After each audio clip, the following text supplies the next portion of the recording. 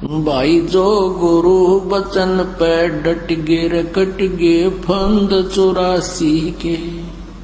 भाई जो गुरु बचन पे डट गे कट गे फंद 84 के। कट गे फंद 84 के कट गे फंद 84 के। भाई जो गुरु बचन पे डट गे कट गे फंद 84 के। सत्संग एक ऐसा सथल होता है, ऐसा ये कॉमन प्लेस है। इसमें प्रथम कक्षा से लेकर के और अंतिम क्लास तक के पढ़ाई यही सामूहिक रूप से पढ़ाई जाती है। और इसमें पहली क्लास यानी प्रथम बार जो बच्चे आए हैं परमात्मा की, जो पुण्यात्मा आई है, उनको भी ज्ञान देना है, इस मार्ग पर को समझाना है। उनके लिए ये प्रथम ज्ञान जो है इस शब्द के अंदर जो प्रथम क्लास में आते हैं उनको ज्ञान है। और साथ में जो चाहे अंतिम कक्षा में भी पढ़ रहे हैं उनके लिए भी ये एक विशेष प्रेरणात्मक है। क्योंकि जैसे हम प्रतिदिन वस्त्र पहनते हैं और चाहे हम बेशक कहीं धूल मिट्टी का कार्य भी नहीं करते हैं तो भी हमारे वस्त्र कुछ ना कुछ मैले शाम तक हो जाते हैं, पसीने से होते हैं या किसी और थोड़ी बहुत मिट्टी अवश्य लगती है। तो उसको हम प्रतिदिन नहीं तो दूसरे तीसरे दिन तो अवश्य ही साफ करना पड़ता है। इसी प्रकार हमारे अंतःकरण के अंदर संसारिक व्यवहारिक बातों का कुछ मैल जमता रहता है। उनको साफ करने के लिए सत्संग रूपी सरोवर में और इस ज्ञान रूपी जो सिमरन रूपी जो साबुन इसमें लगता है, इन दोनों के योग से ये मैल आत्मा का अंतःकरण का प्रतिदिन होने वाला भी साफ करना पड़ता है। तो इसलिए ये जो ज्ञान है, ये शब्द आपको सुनाया गया है, इसको विस्तृत ढंग से आपके सामने इसका सॉल्यूशन करते हैं, समझाते हैं। ये सौदा फिर नाही संतो यो सौदा फिर नाही। कहते हैं आगे गए ना बावड़े, आगे गए ना बावड़े। बावड़े माने वापस नहीं आए इस घर में जिसमें आपके माता पिता या छोटा भाई बहन कोई भी किसी कारण से पति पत्नी की मृत्यु हो जाती है, वो लौट कर आपसे नहीं मिलते इस घर में, इस जीवन में। और जो शेष बचे हैं वो भी चले जाएंगे। आगे गए न बावड़े रहते भी सब जाही, और बिन साहेब की बंदगी की ठौर ठिकाना नहीं। जैसे आपने सुबह के सत्संग में सुना था,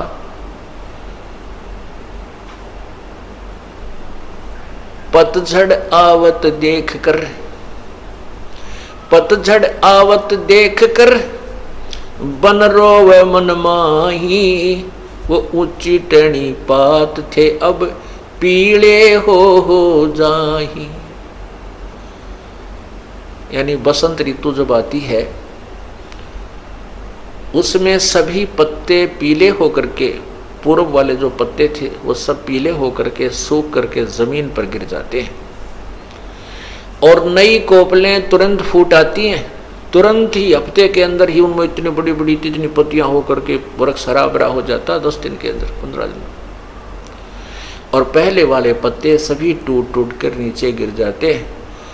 कोई तो गंदे नाले में पड़ा है, कोई पशुओं के नीचे पैरों के नीचे कुचला जा रहा है, कोई कहीं उड़ रहा आंधी में, कोई इधर गिर रहा है, कोई इधर गिर रहा है। तो ऐसे एक परिवार को समझाने के लिए वन वृक्ष और पत्ते का एक उदाहरण दिया प्रभु ने। कहते हैं पात झड़ता यूं कहे सुन भई तरवर राय, अब के बिछड़े ना मिले ना जाने कहाँ गिरांगे जाए। जैसे घर का सदस्य मृत्यु को प्राप्त हो रहा है, अंतिम श्वास गिन रहा है और वो कहता है भगवान ने पता नहीं कहाँ जन्म होगा, कहाँ जाऊंगा, कहाँ ठिकाना होगा मेरा। ऐसे उदाहरण देते हैं कि पत्ता गिरता हुआ वृक्ष से कहता है कि सुन भाई तरवर राय, अब के बिछड़े नहीं मिले, ना जाने कहां गिरोगे जाए। तो उस पत्ते को सांत्वना देने के लिए पेड़ बोलता है, अर्थात जैसे कोई सदस्य शरीर छोड़ने को कि स्थिति में आ चुका है, मृत्यु निकट आ गई है, वो दुखी होता है, क्या होगा, मरूंगा। तो दूसरे समझदार बुद्धिमान व्यक्ति कहते हैं भाई यहाँ तो सभी ने मरना है, आप आज मर रहे हो, हमारा कल को नंबर है, यहाँ तो कोई रहना ही नहीं है। तो उसको सांत्वना मिलती है और वो शरीर अपना आसानी से छोड़ देता है। तो यहाँ तरवर उस वृक्ष, वो वृक्ष कहता है, तरवर कहता पात से सुनो पात एक बात, यहाँ की याहे रीति है एक आवे एक जात। इस काल के लोक में जन्म और मृत्यु तो हार्ड एंड फास्ट रूल है, यहाँ तो ये होगा ही होगा। यहाँ की ये रीत है, ये रूल है, नियम है, एक आ रहा है एक जा रहा है, एक मृत्यु हो रही है एक जन्म ले रहा है।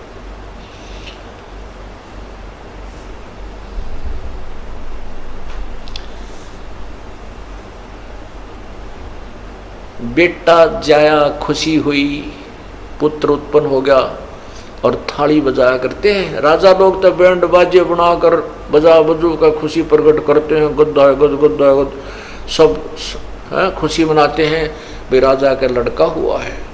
सारे शहर में खूब गाने बजाने होते हैं। और गरीब व्यक्ति का लड़का हो जाता तो अपनी थाली का डंडे मार कर अपनी खुशी प्रकट करा करता था। पड़ोसियों को पता हो जाता है भाई उनके कोई भाई बच्चा होने वाला था तो लड़का हो गया है। परमात्मा कहते हैं कि इन अज्ञानी लोगों ने, ऋषियों ने, महर्षियों ने हमारे को इतना मूर्ख बना रखा था कि जिसका लड़का नहीं है उस व्यक्ति का मोक्ष नहीं। और लड़के की कहाँ आवश्यकता पड़ती है श्राद्ध निकालने में, लड़के की आवश्यकता पड़ती है अंतिम संस्कार करने में। इसलिए पुत्र नहीं है तो उसकी गति नहीं, वो तेरा गजब हुई। लेकिन ऐसा नहीं है, ये तो काल का व्यवहार है। उस परम पिता के दरबार में, उस परम पिता के मार्ग में ऐसा नहीं है। लड़के और लड़की में कोई अंतर नहीं है और सभी यहाँ काल की जेल में हैं। हमने यहाँ से मोक्ष करवाना है, उसकी मोक्ष की विधि अलग है। अब जैसे श्री कृष्ण कहते हैं श्राद्ध अवश्य निकालने चाहिए, श्राद्ध निकालने से उसका मोक्ष होता है, नहीं तो उसकी गति नहीं होती। अब श्री कृष्ण जी के सामने सारे यादव मर गए, बेटा वीर, बेटे वीर, पोते भी, पोते भी, सारे मर गए और कृष्ण जी भी मर गया। उनकी किसने श्राद्ध निकाले? भाई घर वाले नहीं काटे तो उनका श्राद्ध नहीं माना जाता, बेटे बिना श्राद्ध नहीं होता। तो किसने किया फिर उनका? वो तो रह गए मोक्ष के बिना। तो इस प्रकार पुण्यात्माओं ये हमें भ्रमित किया हुआ था। तो अब हम उसी विषय पर चलते हैं। बेटा जाया खुशी हुई, बहुत बजाए थाल, ये तो आना जाना लगा हुआ है ज्यों कीड़ी का नाल। साथी हमारे चले गए, हम भी चालन हारे, कोई कागज में बाकी रह रही, तात लगी है वारे। हमारे साथी चले गए, किसी की पत्नी गई, किसी का भाई गया, मृत्यु होगी। और कहते वो चले गए, हम भी चालन हार हैं, हम भी चलने वाले हैं, हमारी कोई कागज में बाकी रह रही है, यानी अभी हमारे सांस शेष रहते हैं। जिस दिन वो पूरे हो गए उसी दिन अपनी भी कड़च हो जाएगी। चलो भाई, इसलिए क्या कहा जाता है, यो सौदा फिर नाही रे संतो, यो सौदा फिर नाही।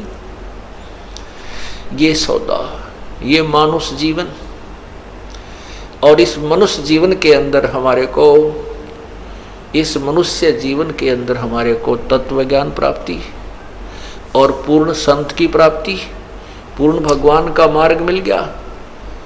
और फिर भी हम भक्ति नहीं करते हैं तो हमारे जैसा नालायक नहीं। फिर हम इस काल के जाल में अगर रह गए, इन सुविधाओं को हम सुख मान बैठते हैं, तो फिर हम हमने कुछ नहीं समझा, ना ज्ञान सुना। अब क्या बताते हैं कि ये सौदा फिर ना ही संतो, ये मनुष्य जीवन का प्राप्ति होना बार बार नहीं होता, ये बहुत ही पुण्य कर्मों के संयोग से मानव शरीर मिलता है। और भी ज्यादा पुण्यकर्मी प्राणी जिनका अब इस समय में जन्म है। अब ये तत्व ज्ञान का प्रचार हो रहा है, इस तत्व ज्ञान का सूर्य उदय हो रहा है। अब इस समय में ये एक भक्ति काल बोलते हैं इसको, भक्ति काल, भक्ति समय, और ये बहुत समय तक चलेगा। अब जिसके जन्म होगा और ये मार्ग जिसको मिल गया उसका मोक्ष निश्चित होगा, यदि वो मर्यादा भंग नहीं करेगा, कानून नहीं तोड़ेगा, मालिक के नियमों को नहीं तोड़ेगा, तो वो पार होगा। तो कहते हैं ये मनुष्य जीवन का मिलना, ये सौदा फिर ना ही संतो, यो सौदा फिर ना ही। ये लोहे जैसा ताव जात है काया देश राही। जिस प्रकार लोहे को गर्म कर दिया जाता है, लोहे को खूब गर्म करके उसको बाहर निकालता था कारीगर, और उसके ऊपर फिर तुरंत उसके ऊपर हथौड़े से घन से चोट मारता था, और उसका जो भी कोई पलटा चमटा बनाना होता उसका बना लिया करता था। और यदि वो थोड़ा सा भी ठंडा हो जाए वो लोहा, तो उस पे चाहे पूरे गणने से कूट लो, वो वस्तु नहीं बन सकती जिसके लिए वो गर्म किया गया था। और ठंडा हो जाने के बाद उस पर कितना प्रयत्न करो वो वस्तु नहीं बन सकती जिसके लिए वो सारा व्यवस्था जोड़ी गई थी। थोड़े से भी ताव में कमी आ जाने से वो वस्तु नहीं बन पाती। ये मनुष्य शरीर जब तक आपके पास है, ये लोहा गर्म है, और इसके ऊपर ये राम नाम की चोट लग गई तो इससे मोक्ष प्राप्ति हो जाएगी, अन्यथा ये व्यर्थ है। फिर तो बांगा टेढ़ा बन जाएगा, कुत्ते गधे सुअर का मुंह लगेगा, भूंडा टेढ़ा बुरा, तो हम फिर बांगे टेढ़े हो जाएंगे। फिर क्या बताते हैं, 3 लोक और भवन चतुर्दश सब जग सौदे आही। यहां पर जैसे कोई साधना अच्छी करके गया, वो स्वर्ग पहुंच गया, महास्वर्ग चला गया ब्रह्मलोक में, और वहां अपने पुण्यों को खा रहा है, वहां पुण्य समाप्त हो जाएंगे, फिर वापस आएगा। ये सभी सौदा कर रहे हैं। 3 लोक और भवन चतुर्थ सब जग सौदे आही, और दुगने तिगने किए चौगने किन्हू मूल गवाही। जिन पुण्यात्माओं को पूर्ण संत मिल गए, उन संतों के बताए मार्गदर्शन के अनुसार वो अपने क्रियाओं को करते हैं, दान करते हैं, सेवा करते हैं, सत्संग सुनते हैं, भगवान की भक्ति करते हैं, तो वो अपने इस श्वास रूपी पूंजी से, मनुष्य रूपी धन से को दुगने तिगने और चौगने कर रहे हैं। और जो इसी जैसे एक सेठ पैसे लेकर के 1 लाख रुपया दूसरे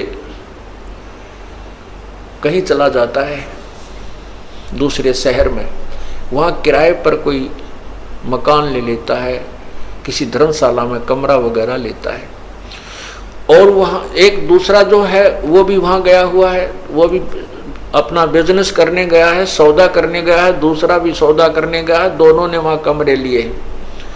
एक तो अपना बिजनेस व्यापार करके और पैसा बढ़ा रहा है, और एक दूसरा उसी जो धन लेकर गया था 1 लाख रुपया, उसी में तो किराया दे रहा है, उसी में से सामने गुट्टी लाकर सो जाता है, शराब पीता है, अच्छे रेस्टोरेंटों में खाना खाता है, तो वो निर्धन हो जाता है, वो बिजनेस नहीं करता है। और जो साथ में सौदा कर रहा है उसी पूंजी से वो 1 लाख के 2-3 लाख बना कर लाता है, और जो बिजनेस नहीं कर पाता, रेस्टोरेंट में मौज उड़ाता फिरता है, गुट्टी ला लेता है, वो अपनी मूल धन को नष्ट करके मुंह लटका के आता है और वो निर्धन बन जाता है। ऐसे ही ये श्वास रूपी पूंजी मनुष्य जीवन जो आपको प्राप्त हुआ, ये आपका मूल धन है। और जो पुण्यात्मा इसमें अपनी हिम्मत करके कोई साधना भक्ति कर रहे हैं, सत्संग में आ रहे हैं, दान कर रहे हैं, सेवा कर रहे हैं, ये इस मूल धन से दुगने तिगने और चौगने बढ़ा रहे हैं। और जो सत्संग में आते नहीं, इनको ज्ञान इन्होंने सुना नहीं और भक्ति उन्होंने की नहीं, वो अपने उस मूल धन की जो पूर्व जन्म की कमाई थी उसको वेस्ट कर रहे हैं, व्यर्थ कर रहे हैं, उसी में से अपने कार बना रहे हैं, कोठी बना रहे हैं, कार ले रहे हैं, घूटी ला रहे हैं, सिनेमा देख रहे हैं, ताश खेल रहे हैं, बकवाद गढ़ रहे हैं, वो फिर जब यहाँ से जाएंगे मुंह लटका कर जाएंगे। जैसे अभी आपने सुना था एक पीरियव्रत राज 11 अरब वर्ष तक राज करके, या तो 1 लाख वर्ष भी जी कर हमने देख लिया, सतयुग में हम 1 लाख वर्ष मनुष्य शरीर में रहे तो भी ना सेटिस्फैक्शन हुई, और वह बीमारी कटी नहीं जिसके जो काटनी चाहिए थी। 11 अरब वर्ष तक राजा रहकर भी उसका पेटा नहीं भरा, उसको संतुष्टि नहीं हुई, कहता है कि मुझे थोड़े से सांस और दे दो। 11 अरब वर्ष में तो कला तोड़ा को ना 4 सांसा और के कर देगा तू। 11 अरब वर्ष तक तो सारे राजा 11 अरब वर्ष तक राज रहा और उसमें भी संतुष्टि नहीं, कहे और जीवन दे दो, थोड़ा सा मुझे 1 सांस और दे दो, और तेरा गजब हुई हो। तो यहाँ परमात्मा कहते हैं सतगुरु मिले तो इच्छा मेट पद मिल पदे समाना, और चल हंसा उस लोक बैठाऊं जो आदम स्थाना।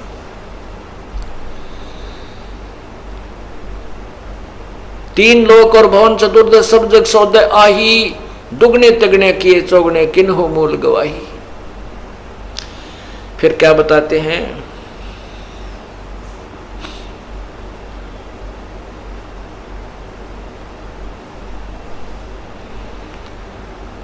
उस दरगाह में मार पड़ेगी, जम पकड़ेंगे बाही।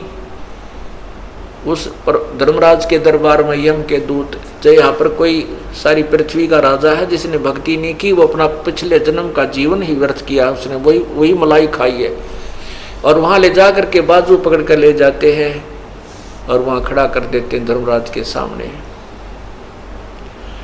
उस दरगाह में मार पड़ेगी, जम पकड़ेंगे बाही, और वह दिन की मोह डरनी लागे, लज्जा रैक नाई।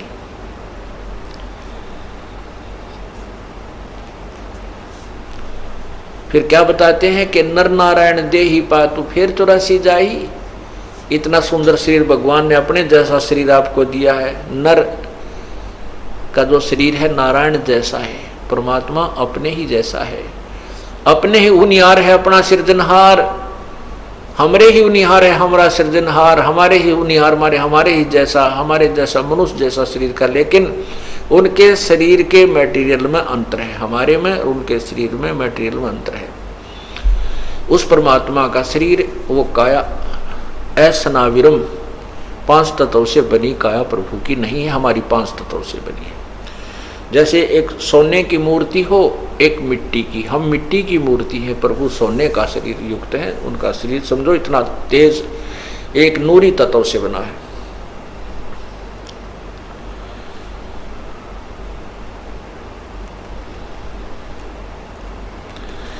फिर क्या बताते हैं कि कुल परिवार तेरा सकल कबीला मसलत एक ठराही, कि नर नारायण दे ही पातों फेर 84 जाही। इतना सुंदर शरीर भगवान ने दिया, इसमें कितनी सुविधाएं दी आपको और कितनी समझ दी, और फिर ऊपर से मेरे जैसा दास भेज के आपको ज्ञान दिया, और फिर 84 लाख योनियों में जाने की तैयारी कर रहा है नादान। कहते हैं जा सतगुर की मैं बलिहारी, जो जामन मरण मिटाही। वैसे तो संत बहुत हैं, कोई कहीं तक का ज्ञान देता है, कोई किसी तक का ज्ञान देता है। कहते मैं तो उस संत के सतगुर के ऊपर बलिहारी हूं, जन्म और मृत्यु के दीर्घ रोग को समाप्त कर दे। जब मृत्यु हो जाती है, घर वाले तो हाहाक डगरा डगरा कर रो रहे होते हैं, टक्कर मार रहे हैं, कुल के लोग इकट्ठे होते हैं और वो कहते हैं भाई शीघ्र उठाओ, अब तो हो लिया काम। घर के सदस्य नहीं उठा सकते, उस लाश को अपने हाथों नहीं ले जाकर फूंक सकते, उनकी हिम्मत नहीं रहती। परिवार के सदस्य आसपास के इकट्ठे होते हैं, कुल के लोग, और उनको सांत्वना देते हैं और वो अपने काम में लग जाते हैं। कोई वह पिंजड़ी बांधन लग जाता है, अर्थी जिसे कहते हैं, कोई लकड़ियां ले ले चल पड़ता, कर दो शुरू फटाफट। कहते हैं कुल परिवार तेरा सकल कबीला मसलत एक सलाह की एक ठहराई, और बांध पिंजरी आगे धर लिया मरघट में ले जाए। अग्नि लगा दिया जद लंबा फूक दिया उस ठाही। अब अपने हाथों उस व्यक्ति के शरीर को अंतिम संस्कार कराते हैं। अपने हाथों हम उनको फूंक आए, और फिर आकर के क्या क्रियाएं होती हैं। अग्नि लगा दिया जगदम्बा, फूंक दिया उष्ठाही। और वेद यानी ये पुस्तक लेकर कथा करने के लिए फिर गुरुजी आए गरुड़ पुराण लेकर के। गरुड़ पुराण लेकर के गुरुजी आए और पीछे गरुड़ पढ़ाई। परमात्मा कहते हैं कि गरुड़ पुराण को आप मरने से पहले पढ़ो एक बार और उस पर विचार करो। उसमें वो सब विवरण दे रखा है कि जो व्यक्ति भक्ति नहीं करते उनको यम के दूत पकड़ कर ले जाते हैं, ऐसे भयंकर रास्ते से ले जाते हैं। वो हाहाकार मचाते जाते हैं, उनको भूख लगती है। वहाँ पर जो पुण्यकर्मी प्राणी हैं वो पुण्य करके अपना भोजन आहार कर रहे हैं और उनको कोई पानी भी नहीं पिलाता है। उनसे शिक्षा लो। किसी ने ऐसा जुल्म किया था, उसका बेटा मर गया। किसी ने ऐसा जुल्म किया था, उसकी आंखें फूट गई। कोई ऐसा पाप करता था, उसका हाथ कट गया। कहते उसके मरने के बाद ये शिक्षा पढ़ाने की क्या फायदा हुआ। वो जीवित था, जब वो जीवित था तो पढ़ाते। वो उस जो गरुड़ पुराण के लिखे हुए लेखों को पढ़कर सतर्क होता, बुराइयों से बच जाता, पाप ना करता। अब वो मर चुका है, उसकी तो जो भी आगे योनि मिलनी है, मनुष्य बनना है, पशु बनना है, पक्षी बनना है, वो तो तैयारी हो चुकी। और अब गरुड़ पुराण पढ़ाते हैं उसकी शांति के लिए। परमात्मा फिर क्या कहते हैं, वेद बांध फिर पंडित आए। वो गरुड़ पुराण लेकर के फिर पंडित आए, पीछे गरुड़ पढ़ाई। नरसेती तो पशुआ की जय गद्दा बैल बनाई। ये 56 भोग कहाँ मन भोरे की तकुरडी चढ़ने जाई। आज मनुष्य जीवन में हम कितना सुंदर आहार करते हैं, कितना मोहन भोजन करते हैं, नाना प्रकार के व्यंजन बनाते हैं। कहीं दही है, कितने पकौड़े हैं, कि कहीं खीर है, दूध है, करीम मिल रही है, कई प्रकार की सब्जी, काजू, किस्मत, सेब, संतरे आए हैं। और एक परमात्मा की भक्ति ना करने से हमें क्या मिलेगा। गद्दा बैल बनाई। अब गधे के जीवन पर विचार करो पुण्यात्माओं। हम ये सोचते नहीं, हम इतने लापरवाह हो गए। अब मनुष्य शरीर प्राप्त करके हमारे मन में भी नहीं आती हम पशु पक्षी भी बन जाएंगे। हम ये सोचे अपनी नए मौज बनी रहेगी, नए काचे काटांगे। नहीं, ये तो भाई ये नहीं सदा, ये तो उनको मिलेंगे जो भक्ति कर रहे हैं। या तो पार हो जाएंगे, नहीं तो फिर उन्हीं को मानव शरीर मिलेगा। तो क्या बताना चाहते हैं कि 56 भोग कहाँ मन बोरे, फिर कुरडी चढ़ने जाई। एक परमात्मा का नाम इस जीव से ना लेने से परमात्मा पशु जूनी दे देता है। वो बोल के ये नहीं बता सकता मुझे भूख लगी है, या सिर में दर्द है, पैर में दुख है, या प्यास लगी है, बोल नहीं सकता। परमात्मा कहते हैं जिव्या तो वाए बली जो रटे हरि नाम, नहीं तो काट फेंक दियो यो मुख में भलो ना चाम। कहते हैं जीव का तो मुख्य उद्देश्य यही है भगवान की स्तुति करे, उसके गुणगान करे, परमात्मा का नाम रटे।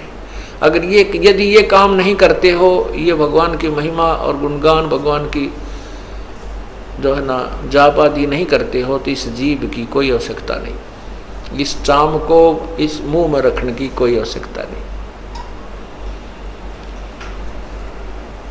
इन बातों को हमने बहुत गहराई से सोचना चाहिए पुण्यात्माओं। पर तुम तो ये बातें हर स्थान पर बार बार ये सुनने को नहीं मिलती है। तो मौज कर रखी परमात्मा ने कि यहाँ 15वें दिन बाग लगा दिए अपने सत्संग के, और भगवान आत्माएं रह कर आ रही हैं। देख कितना दयालु है ये परमात्मा।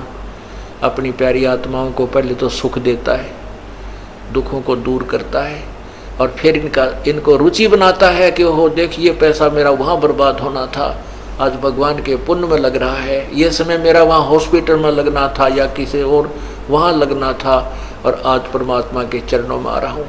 वो आने की हिम्मत भी देता है, दान करने के लिए पैसा भी देता है, और अंदर से प्रेरणा भी करता है करे करावे साइया ये मन में लहर उठा, दादो सिरदर जीव के यो आप बगल हो जा। करे करावे साइया मन में लहर उठा और दादो सिरदर जीव के आप बगल हो जा। परमात्मा सामने नहीं आता कि मैं कर रहा हूं, नहीं। उधर से यहाँ बहुत से ऐसे प्रमाण आपको मिलेंगे। डॉक्टर ने कह दिया कि इसको 2 लाख रुपए लगेंगे, इसका ऑपरेशन होगा, और वहाँ ले जाइए पीजीआई के अंदर। पीजीआई में जाते हैं, एक बहन ने बताया कि मुझे गले में, अभी की बात है, मेरे को गले में 4 गांठें होगी, पानी भी नहीं घट के जाए, अंदर नहीं जा रहा था। और यहाँ आसपास के हॉस्पिटलों में दिखाया, उन्होंने बताया भी ये तो कैंसर है और इसको ऑल इंडिया में ले जाओ। ऑल इंडिया में ले गए, उन्होंने चेक किया, उन्होंने कहा कि ये तो कैंसर है, ऑपरेशन का भी हमारे पास समय नहीं है, समय दे दिया ऑपरेशन करने का, उस समय आना और ये दवाई खाना तब तक। वह बहन आई हुई है यहीं पर, आज भी यहीं देखी थी मैंने उसको। अभी हफ्ते पहले उसने ये बात इस दास को आके अपनी बताई, उसने नाम ले रखा पहले से। तो वो कहने लगी मैं वापस आ गई, उम्र अभी उसकी 30-35 के आसपास है। कहने लगी सारी रात रोई है परमात्मा, अभी तो मैंने जीवन वैसे ही खो दिया, आपका नाम भी ले रखी थी, भक्ति भी करती थी, लेकिन अब तो भक्ति पूरी हुई नहीं। मैं जीवन की भीख मांगती हूँ कि मेरी भक्ति पूरी हो जाए, और किसी वस्तु की मुझे चाह नहीं रही। सारी रात रोई, सुबह उठ गए, जब मैं रो रही थी तो एक पड़ोसन, एक लड़की आ गई, क्या बात हो गया, कहने लगी मेरा तो ऐसे ऐसे भयंकर बीमारी होगी, मरूंगी मैं, छोटे छोटे बच्चे मेरे। तो उसने ऐसे नू दाब दिया, वो 4 गांठ टूट गए और वो ऐसे मेरे को जैसे उल्टी गिरी, वो 4 इतनी बत्ती सी बाहर निकल आई। उसको हमने लिफाफे में डाला और जिस दिन ऑपरेशन कराना था उस दिन वहाँ ले गए उसको, उनको भी ले गए, आप भी गई। डॉक्टरों को दिखा, डॉक्टर कहने लगे ये तो इन्हें का तो हमने ऑपरेशन करना था, तू आप कर लाई, ये तो इन्हीं के लिए तुम्हें हमने बुलाई थी, इनका तो राप हो गया, आप पे कर लाई।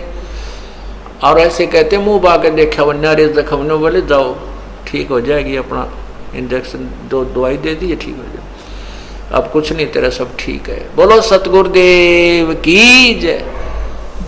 अब वो बहन उसकी छाती बांध के देखो वह क्या सोचती होगी, कितना अपना कितना समय देगी मालिक के लिए। उसका जीवन दान है, ये परमात्मा की तरफ से एक्सटेंशन है, और वेस्टेज जो पैसा जो बता दिया वो न्यारा, और हाहाकार माजरी थी वह न्यारी।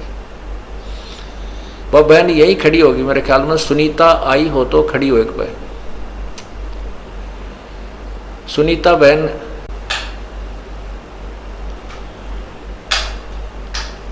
वो चली गई होगी फिर।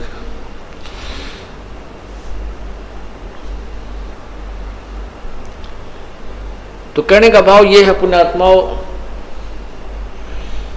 अब कहते हैं करे करावे साइया मन में लहर उठा। अब उस बहन की कितनी रुचि, दान में भी, सेवा में भी आगे खड़ी रहा करेगी, सत्संग भी सुनने आया करेगी कि मुश्किल से भगवान ने दोबारा जीवन दिया है। तो ऐसे ही ये परमात्मा हमारे जन्म मरण के रोग को जड़ से निकालेगा।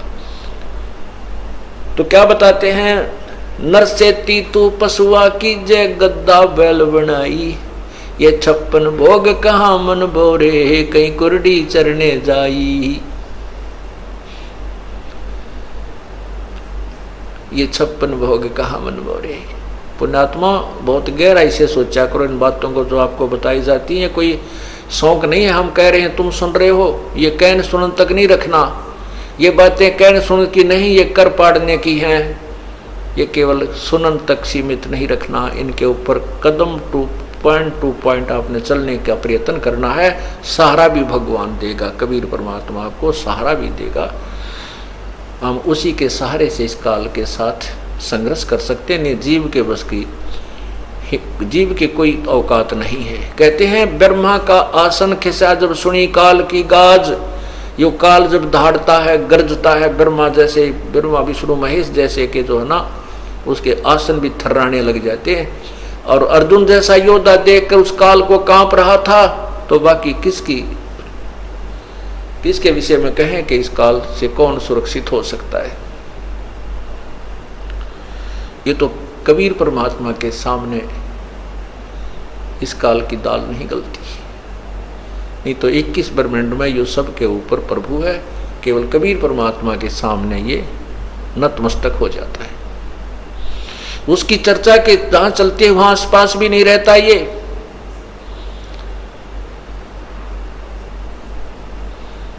दादू साहब कहते हैं,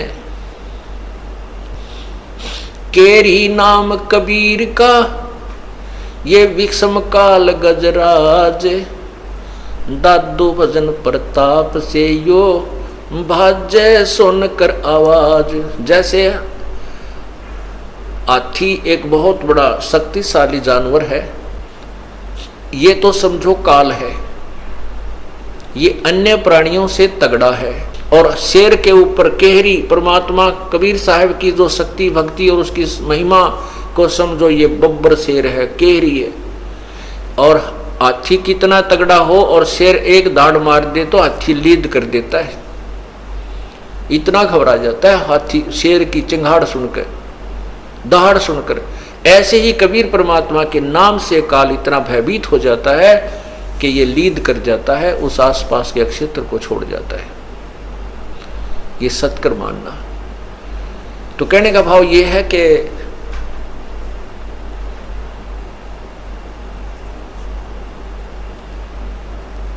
नर से तीतु पशुआ कीजे गद्दा बैल बनाई, ये 56 भोग कहाँ मन बोरे की तो कुरडी चरने जाई।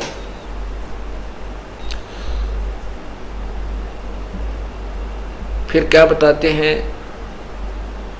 कि हम जो साधना करते थे और जो पूजाएं किया करते थे वो हमारी व्यर्थ थी। उन साधनाओं से क्या था, जैसे पिताजी की अस्थि उठाओ, माताजी की, भाई की, बहन की, जिसकी भी, उन अस्थियों को ले जा करके गंगा में प्रवाह करवा के वो वहाँ पुरोहित होते हैं, उनसे क्रिया कराओ, तुम्हारे पिताजी का मोक्ष हो जाएगा, गति हो जाएगी। वो भी करवा दिया पिताजी की गति कराने के लिए, माताजी की गति कराने के लिए।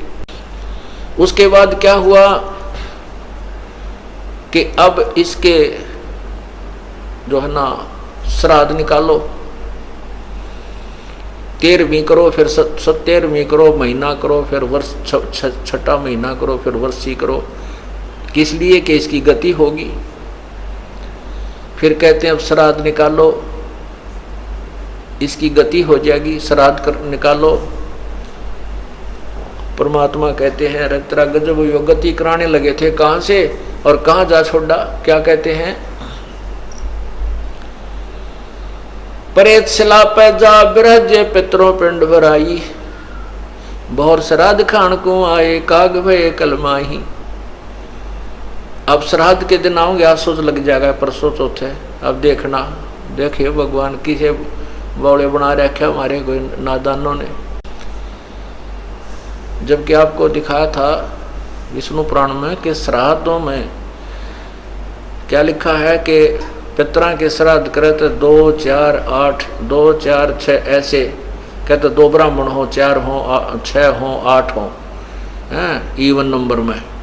और पितरा के उसके करे, भूता के करे, प्रेतों के तो 1, 3 ऐसे 6 इस प्रकार, मतलब 5, 6 ना हो, 5, 7, जिस तो 2 से डिवाइड ना हो, इतनी संख्या के ब्राह्मण जमाने चाहिए।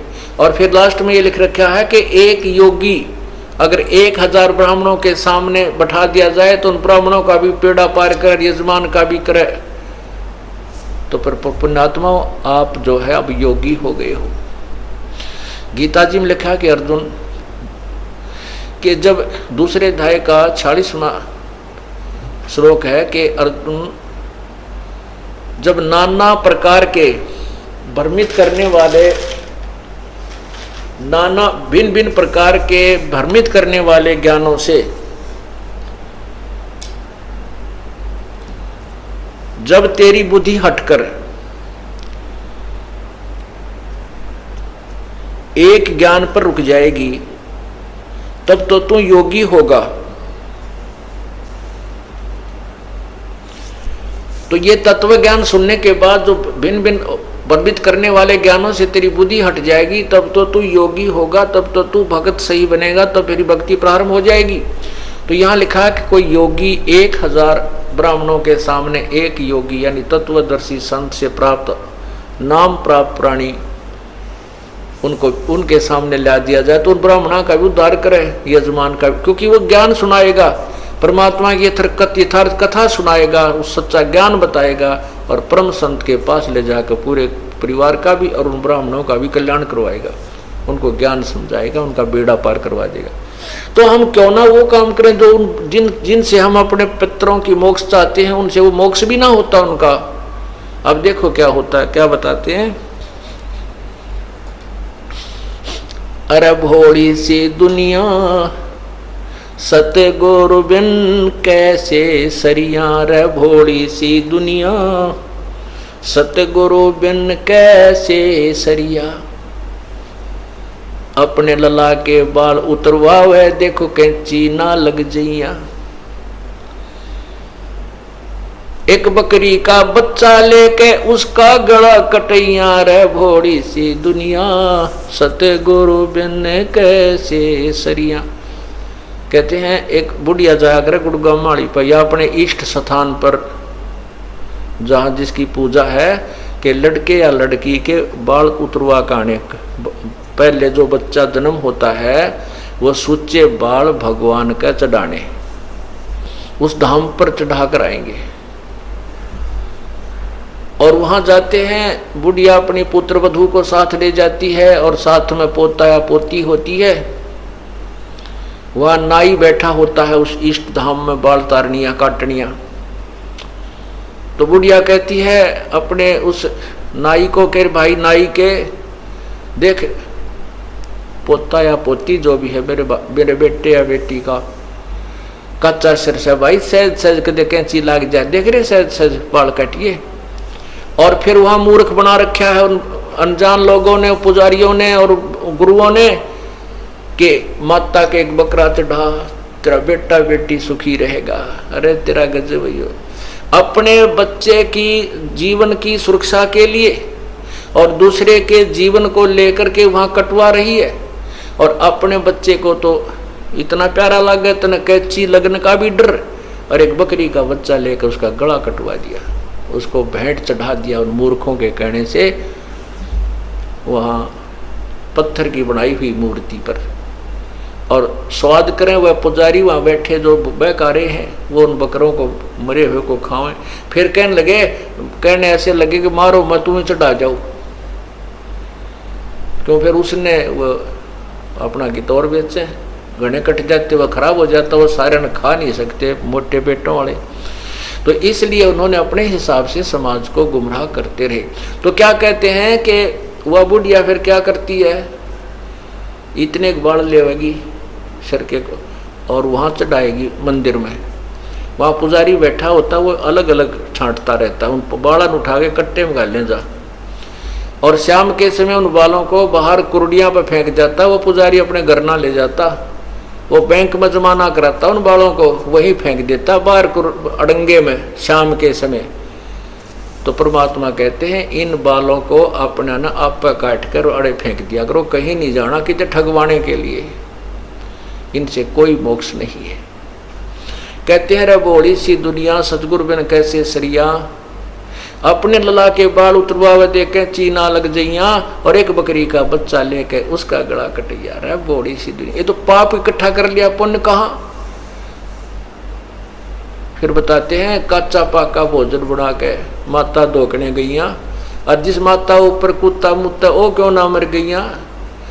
एक कैसा देखा हम खुद पूजनिया में है, हमारे माता पिता दादा दादी रह जाया करते, एक 4 ईंट ला रखी, इतना बना रखा चूल्हा साइड में ऊपर तक ढक के, और कहते हैं यहाँ, और वही सा बना करते माता का आधे कच्चे गुलगुले आधे पूड़े कच्चे पाके नो गेर गार के उसमें, और वहाँ डालने पता था जाने कुत्ता न खाना हो तो माता की खावा थी, तो वहाँ डालते उस माता के उस धाम पर स्थान पर और वो तो नीचे उतर देवी को नहीं पूजा करनी है। कुत्ते जब उसी समय चढ़ जाते, उन सारे माता के आहार को कुत्ते खाया करते थे और चलते समय उसी माता के सिर में धार मार खाते पेशाब करते थे। तो परमात्मा कहते तू तो उस माता की इतनी डर है, अक दिया तेरे बेटा ना मार दे, तेरे में श्याम खराबी ना कर दे, इस कुत्ते की टांग क्यों ना तोड़ दी, इसलिए इसका ऊपर मूत गया। तो परमात्मा कहते हैं कुछ दिल डांटो, ज्ञान आधार बनाओ, भगवान को समझो, सच्चा ज्ञान ग्रहण करो। कच्चा पाका भोजन बना के माता धोकने गईया और उस माता ऊपर कुत्ता मुत्ता, वो क्यों ना मर गईया रे बड़ी सी दुनिया। फिर क्या बताते हैं कि जीवित बाप गेल तो लट्ठम लट्ठा, जब पिताजी जीवित रहते हैं तब तो उसके लट्ठम लट्ठा है, तने बड़े भाई ती गणा दे दिया, मेरे ती नो नहीं करया है, तो ऐसा था नो कर दिया, जब तो उसने टोक नहीं दे। और मरे पाछे उसका अंतिम संस्कार उसी गति कराने के लिए डरते बहकाए हुए कहते वहां फिर गंगा पे लेकर उसकी अस्थि बहाने जाते हो। जीवित बाप के लट्ठम लट्ठा मुए गंग पुचैया, और जब आवे आसुज का महीना वो कौआ बाप बनाइया रहे बड़ी सी दुनिया। और तेरा गजब हो। अब आसुज में देखना इनके सांग श्राद्ध निकालनिया के पंडित जी ने कहेगा कि इसमें जो खाना है कुछ ऊपर रख दो ऊपर, और कौआ भोग लगा गया तो तेरे पिताजी को भोग लग गया। हो सकता है तेरे माता या पिता कौआ बन गए हो और वो खाने आ गए हो। कहाँ से मोक्ष कराने लगे थे, अस्थि गंगा में डाल का मोक्ष करा हो जाएगी, फिर 13वीं करो मोक्ष हो जाएगा, फिर छठा महीना करो छठा करो बस्सी करो मोक्ष हो जाएगी, फिर श्राद्ध निकालो मोक्ष। श्राद्धों में वो कौआ बाप बना दिया, वो कौवे को बाप बना दिया कि तेरा हो सकता माता पिता कौआ बनकर आगे हो, इनको भोग लग जाएगा। ओए होए क्या कहते, जय सतगुरु की संगत करते तेरे सकल कर्म कट जाई, अमरपुरी पर आसन होते जहां धूप ना छाई।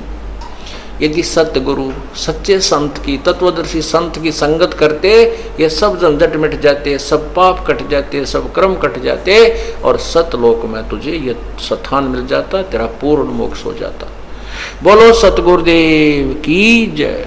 सत साहिब बोलो सतगुरुदेव की जय हो।